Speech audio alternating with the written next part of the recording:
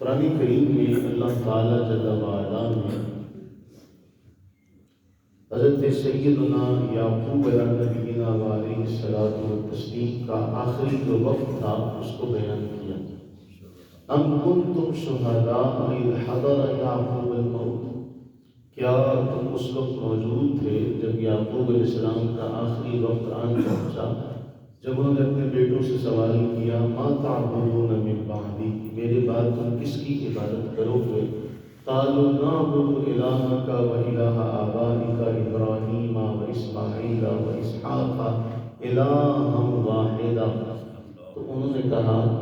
ہم آپ کے آبا ابراہیم، اسماعیل، اسحاق، ان سب کے خدائے واحد کی عبادت کریں گے۔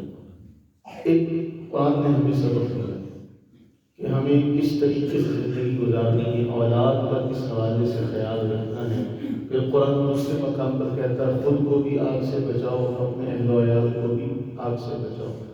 رسول اللہ صلی اللہ علیہ وآلہ وسلم نے ہر نصیحت اپنی امت کو کی، کسی بھی حوالے سے اپنی امت کو محروم نہیں رکھا۔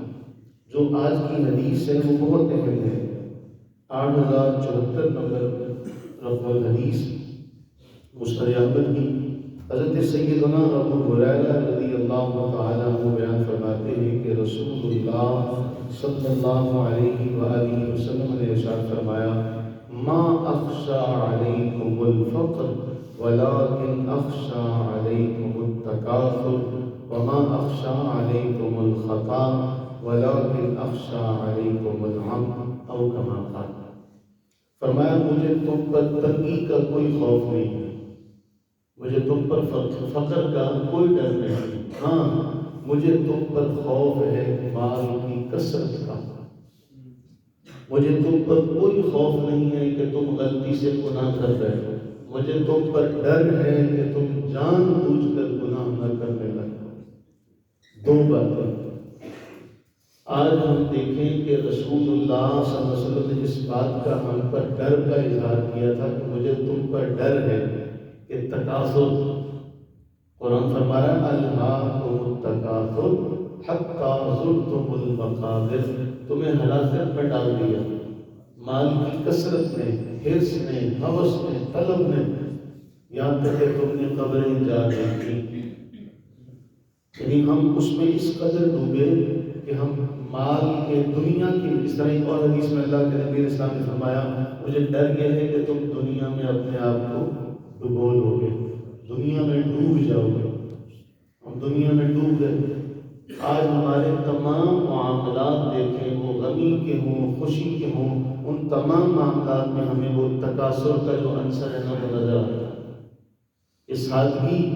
اور جس کو قرآن نے فرمایا تھا فضول خرچی نہ کرو، ہم نے وہ فضول خرچی اپنے معاشرے کا اس قدر حصہ بنا لیا کہ اب ہم اس کو برا نہیں سمجھتے، بلکہ اگر کوئی اسے برا بھی کہے تو ہمیں وہ کہنے والا برا لگتا ہے۔ میں اگر مثال آپ کے سامنے رکھوں، دیکھیں تاریخ اسلام میں ویسے تو ہم سارے بات کرتے ہیں کہ ہم وہ کام کریں گے جو اللہ کے نبی صلی اللہ علیہ وآلہ وسلم نے کیا، آپ کے اصحاب نے کیا، وہ کام ہمارے لیے حجت بھی ہے، دلیل بھی ہے۔ لیکن ایک ایسا عمل ہمارے معاشرے میں رائج ہے کہ بڑا ہو، چھوٹا ہو، امیر ہو، غریب ہو، وہ مذہبی ہو، وہ جتنا مذہبی ہو، غیر مذہبی ہو، کسی بھی حوالے سے ہو، وہ اس کام میں آپ کو نظر آئے گا۔ اسلام میں بارات کا کوئی تصور نہیں تھا، اسلام میں بارات کا کوئی تصور نہیں ہے کہ لڑکی والے بارات کو کھانا کھلائیں، اس کا کوئی تصور نہیں ہے اسلام میں۔ لیکن ہمارے ہاں ہر طبقہ اس سے گزرا ہوا ہے اور وہ اس کام کو کر رہا ہے۔ دوسرا آپ دیکھیں، ذرا غور کریں کہ ہم اس شادی کے موقع پر جو دلہن کا جو لباس ہوتا ہے وہ کس قدر مہنگا ہوتا ہے۔ وہ کوئی تو کرائے پر لے کر آتا ہے، وہ کرائے پر وہ لباس پہنتا ہے، نہیں ہے تو کوئی مہنگا ترین وہ لباس پہنتا ہے، پہن کے اس ایونٹ کے بعد، اس معاملے کے بعد، اس موقع کے بعد وہی لباس آدھی قیمت پر دکاندار کو واپس کراتا ہے۔ جب لاتے ہیں یہ سودا کر کے آتے ہیں،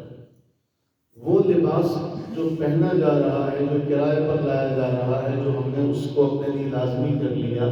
کیا یہ سب غیر اسلامی نہیں ہے؟ کیا یہ سب اس میں نہیں آ رہا کہ حضور الاسلام نے فرمایا تھا مجھے تم پر تنگی کا ڈر نہیں ہے، تم پر تکاثر کا خوف ہے؟ اب میں آپ کو بتاؤں اس سے بھی آگے چلے، اس کا تو ہم پھر بھی کوئی نہ کوئی نکال لے کے چلے بھی اس کی تو رعایت دے دی جائے۔ میری ایک جگہ ہم گئے شادی پر، تو وہاں ایک گاڑی والے بھائی ہمیں ملے، تو وہ کہنے لگے، پورے فون ایک آیا تو اس فون کے بعد وہ بتا رہے تھے کہ جی ایک نیا ایک وبا ایک چل پڑی ہے کہ جی 8-10 گاڑیاں ایک ہی رنگ کی ہونی چاہیے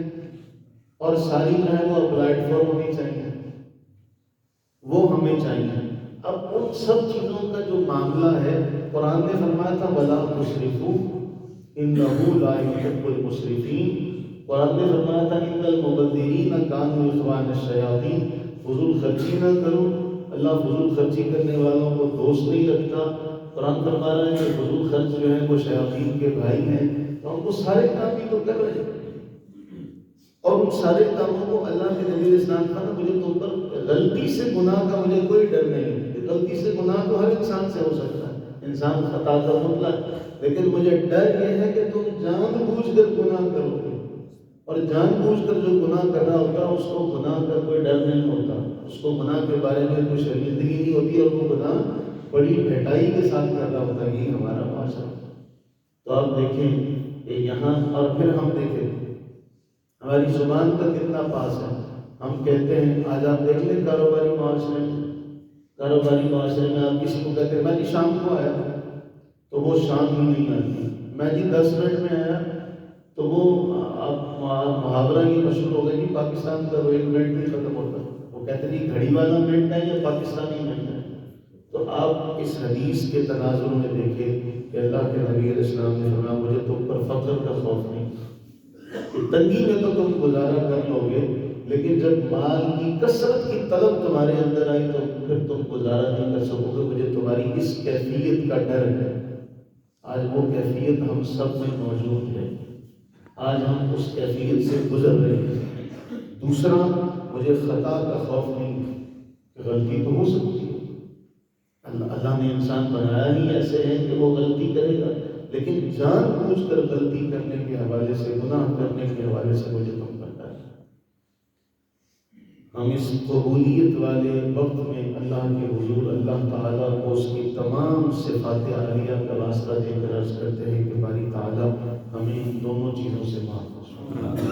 بلکہ ہمیں وہ بڑی حسین دعا ہے، اے اللہ ہم تجھ سے ان تمام بھلائیوں کا سوال کرتے ہیں جو تیرے محبوب کریم علیہ السلام نے تجھ سے مانگی، اور ہم ان تمام چیزوں سے تیری بارگاہ میں پناہ کا سوال کرتے ہیں جن سے تیرے حبیب کریم علیہ السلام نے پناہ مانگی۔ اور قرآن فرما رہا ربنا آتنا فی الدنیا حسنہ وفی الآخرۃ حسنہ وقنا عذاب النار۔ اللہ تعالیٰ ہم سب پر اپنی رحمتیں برکتیں نازل فرمائے، اور ہمیں تمام جو امور ہیں دنیا کے، خوشی کے ہوں غمی کے ہوں، وہ اسلامی دائرہ کار کے اندر رہ کر